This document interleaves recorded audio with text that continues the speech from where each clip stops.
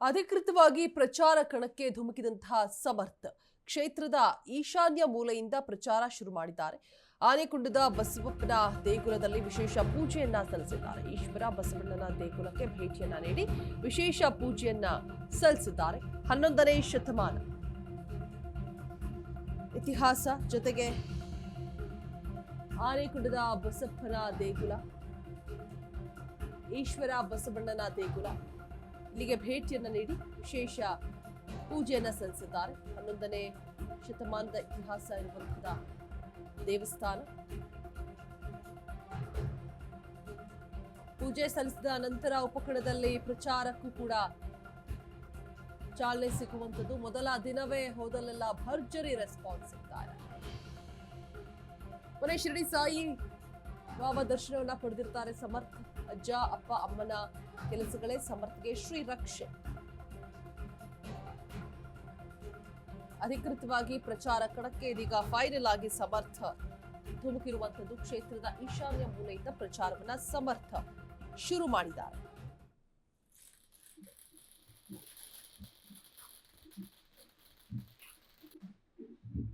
ನೋಡ್ತಾ ಇರುವ ಪಟಾಕಿ ಸಿಡಿಸೋದ್ರ ಮುಖಾಂತರ ದೇವಸ್ಥಾನಕ್ಕೆ ಭೇಟಿಯನ್ನ ಕೊಟ್ಟು ಎಲ್ಲ ಕಡೆ ಕೂಡ ಭರ್ಜರಿ ರೆಸ್ಪಾನ್ಸ್ ಕೂಡ ಸಿಗ್ತಾ ಇದೆ. ಆನೆಕೊಂಡದ ಬಸಪ್ಪನ ದೇಗುಲದಲ್ಲಿ ವಿಶೇಷ ಪೂಜೆ ಕೂಡ ಸಲ್ಲಿಸಿದ್ದಾರೆ.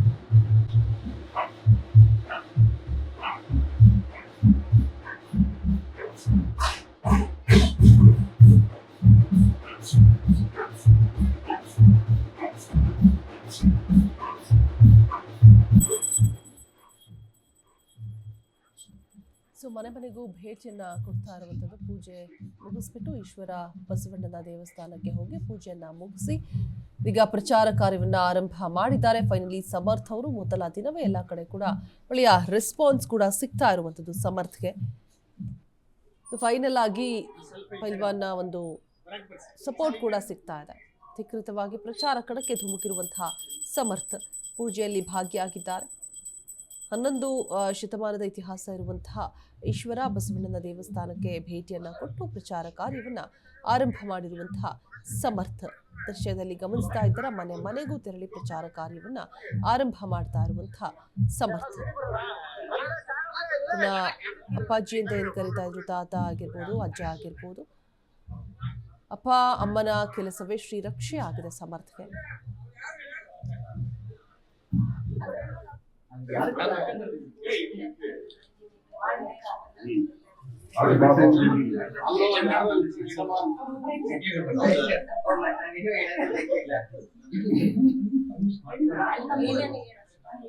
ಮುಖ್ಯವಾಗಿ ನಮ್ಮ ಹಿಂದ್ಗಡೆ ಇರೋ ದೇವಸ್ಥಾನ ಈಶ್ವರಂದು ಬಸವಣ್ಣ ನೋಡ್ತಿದ್ರಲ್ಲ, ಇದು 11ನೇ ಶತಮಾನ ದೇವಸ್ಥಾನ.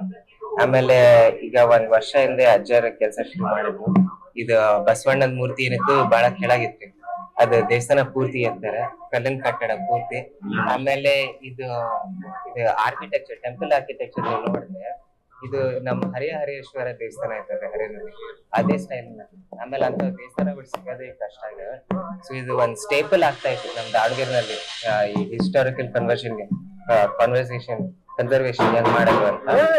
ಸೊ ಅದು ಬಹಳ ಚೆನ್ನಾಗಾಯ್ತು ದೇವಸ್ಥಾನ ನೋಡಿ. ಪ್ರತಿ ದಿನ ದೇವಸ್ಥಾನ ಬೆಳಿತಾ ಐತಿ.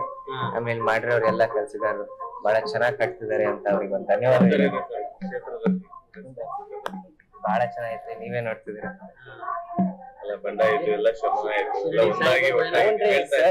ನಾನೇ ನಮ್ಮ ಆಯುಕ್ತರ ಜೊತೆ ಏನ್ ನೀವು ಎಲ್ಲಾ ಪ್ರೆಸ್ ಸುಮ್ನೆ ಊಹಾ ಮಾಡಕರನೆ ನಾವ್ ಅಂದ್ವಿ. ಅದ್ ಏನು ಇಲ್ಲ, ಅವ್ರು ನಮ್ ದೊಡ್ಡಪ್ಪರಂಗಿದ್ದಾರೆ, ನೀವ್ ಯಾಕೆ ಸುಮ್ನೆ ಏನೇನೋ ತಗೊಂಡ್ ಓಡ್ತೀರಿ ಅಂತ. ಒಂದ್ಸತಿ ನೀವ್ ಒಂದ್ 50-100 ಜನ ಕೇಳ್ತಿದ್ರೆ ಅವ್ರು ಹೇಳ್ತಿದ್ರು ನಿಮಗೆ. ಅದು ಬಿಟ್ಟು ಬೇರೆ ಬಹಳ ಇಂಪಾರ್ಟೆಂಟ್ ಸ್ಟೋರೀಸ್ ಇದಾವೆ, ಅವನ್ ಕವರ್ ಮಾಡನ್ರಿ ಸರ್. ಕ್ಷೇತ್ರದ ಜನಕ್ಕೆ ಇಷ್ಟೇ ಹೇಳಕ್ ಇಷ್ಟಪಡ್ತೀವ್ರಿ, ಹೆಂಗೆ ಶಾಮನೂರ್ ಶಿವಶಂಕರಪ್ಪ ಅವರು ನಮ್ ದುರ್ಗಮ್ಮರ ಜೊತೆ ಎಲ್ಲರನ್ನ ಕಾಪಾಡ್ತಿದ್ರು, ಹಂಗೆ ನಾವು ಅವ್ರ ಮೊಮ್ಮಗನಾಗಿ ಆ ಕರ್ತವ್ಯನ ಮುಂದುವೈತೀವಿ. ಡಯಾಬಿಟಿಸ್ಗೆ ಮೆಡಿಸಿನ್ ತಗೊಂಡು ಶುಗರ್ ಕಂಟ್ರೋಲ್ ನಲ್ಲಿದ್ದೀರಾ? ಆದ್ರೆ ಸತ್ಯ ಏನ್ ಗೊತ್ತಾ, ಅವು ರಕ್ತದ ಶುಗರ್ ಲೆವೆಲ್ ಅನ್ನ ಕಡಿಮೆ ಮಾಡ್ತವೆ ನಿಜ, ಆದ್ರೆ ದೀರ್ಘಕಾಲದವರೆಗಲ್ಲ. ಹೃದಯ, ನರಮಂಡಲ, ಕಿಡ್ನಿ, ಲಿವರ್ ಮೇಲೆ ಒತ್ತಡ ಬೀರುತ್ತೆ, ಒಂದ್ ಹೋಗಿ ಇನ್ನೊಂದಾಗುತ್ತೆ.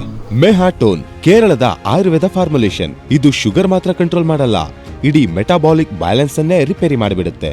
ಮೆಹಾಟೋನ್ ದೀರ್ಘಕಾಲದ ಸಹಜ ಜೀವನಕ್ಕೆ ಸಹಾಯ ಮಾಡುತ್ತದೆ.